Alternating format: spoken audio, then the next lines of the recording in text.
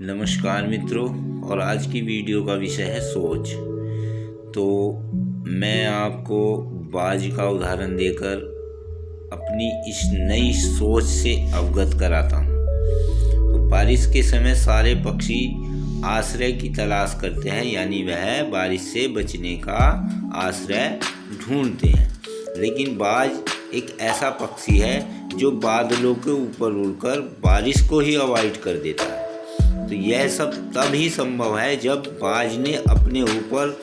बहुत भरसक प्रयास यानी अपने ऊपर बहुत कठिन कार्य किया है। तो कठिन कार्य से आज है उसने अपने आप को इतना मजबूत कर लिया है कि उस पर बारिश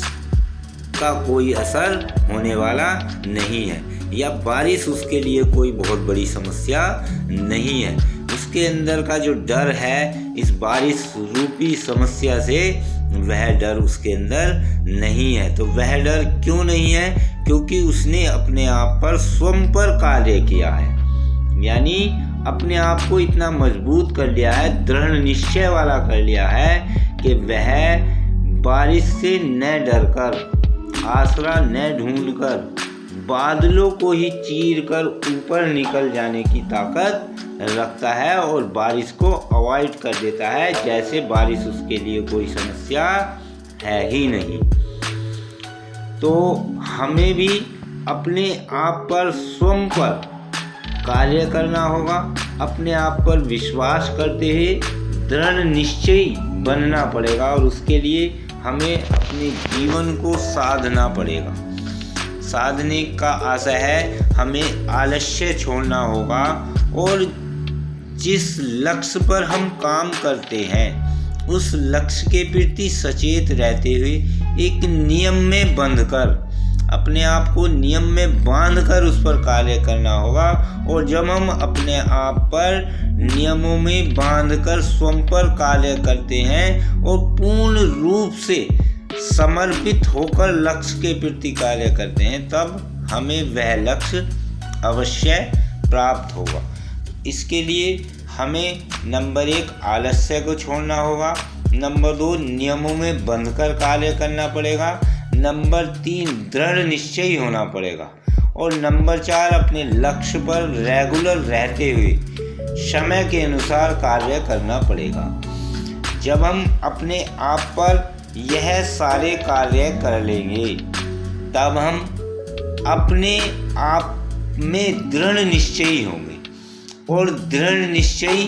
व्यक्ति ही किसी विशेष कार्य को कर सकता है, अपना परचम लहरा सकता है, अपने किसी भी उद्देश्य के लिए वह हर समय तैयार रहता है, तब जब वह अपनी सोच को बड़ा करता है। जिस तरह एक बाज ने अपने आप को तैयार कर रखा था, और बारिश पड़ने पर जिस तरह और पक्षी आश्रय ढूंढते हैं, तो वह आश्रय नहीं ढूंढता बल्कि बादलों को चीर कर ऊपर निकल जाता है और बारिश को ही अवॉइड कर देता है, जैसे बारिश उसके लिए कोई समस्या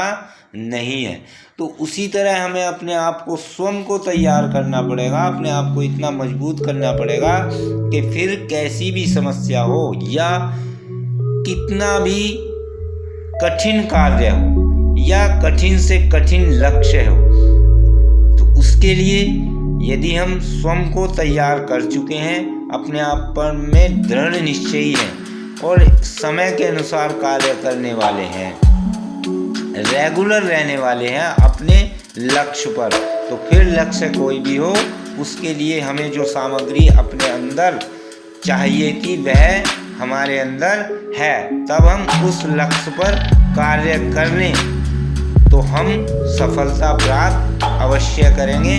तो हमें केवल लक्ष्य निर्धारित करना होगा, और जब लक्ष्य निर्धारित होगा तो हम स्वयं ही उसके लिए तैयार हैं और हम उस पर कार्य करेंगे, और जब हम उस पर कार्य करेंगे तो वह लक्ष्य हमें अवश्य प्राप्त होगा। तो उसके लिए बस यही है, हमें दृढ़ निश्चयी नियम के अनुसार एक समय सारणी बनाकर लगातार अपने लक्ष्य पर रेगुलर रहते हुए कार्य करना होगा, और ये खूबी जब हमारे अंदर होगी तो हम किसी भी लक्ष्य को अचीव कर सकते हैं। जय श्री राम।